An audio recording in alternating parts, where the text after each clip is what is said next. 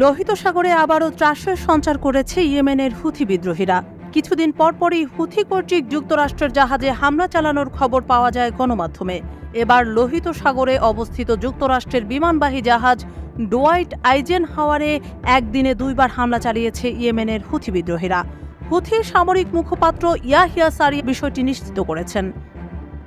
আল মাসিরা TV চ্যানেলকে দেওয়া এক সাক্ষাৎকারে সারিয়া জানান, 24 ঘন্টার মধ্যে বেশ কয়েকটি ক্ষেপণাস্ত্র এবং ড্রোন ব্যবহার করে এ হামলা চালানো হয়।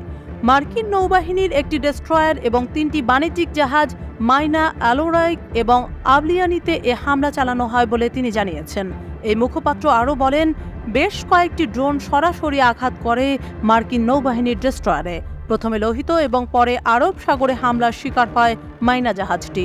এছাড়াও ভারত মহাসাগরে অ্যালোরাইক জাহাজ এবং লোহিত সাগরে আবলিয়ানি জাহাজে আক্রমণ করে হুথি বিদ্রোহীরা। গত শুক্রবার রাতে যুক্তরাষ্ট্র ও যুক্তরাজ্য হুথিদের স্থাপনায় ব্যাপক হামলা চালায়। ইউএস সেন্ট্রাল কমান্ড জানিয়েছে, হুথিদের নিয়ন্ত্রিত 13টি স্থানে এ হামলা চালানো হয়। ধারণা করা হচ্ছে, এই হামলারই প্রতিশোধ নিতে লোহিত সাগরে যুক্তরাষ্ট্রের জাহাজে হামলা চালানো হয়।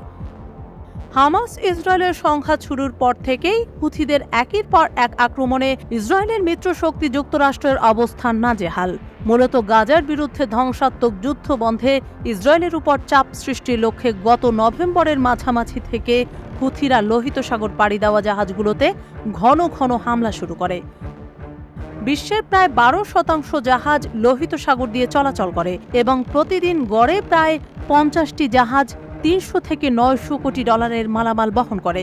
ধারণা করা হয়, বছরে এই পথ দিয়ে অন্তত $1 ট্রিলিয়ন বেশি পণ্য পরিবহন হয়। হামাস ইসরায়েলের সংঘাতের ফলে লোহিত সাগর দিয়ে যান চলাচল 40%-এরও বেশি কমে যায়, যা বৈশ্বিক পণ্য পরিবহনে ব্যাপক সমস্যার সৃষ্টি করে।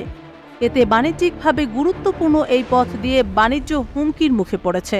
হুথিদের আক্রমণ এতটাই জোরালো যে লোহিত সাগরের মূর্তিমান আতঙ্কে পরিণত হয়েছে তারা।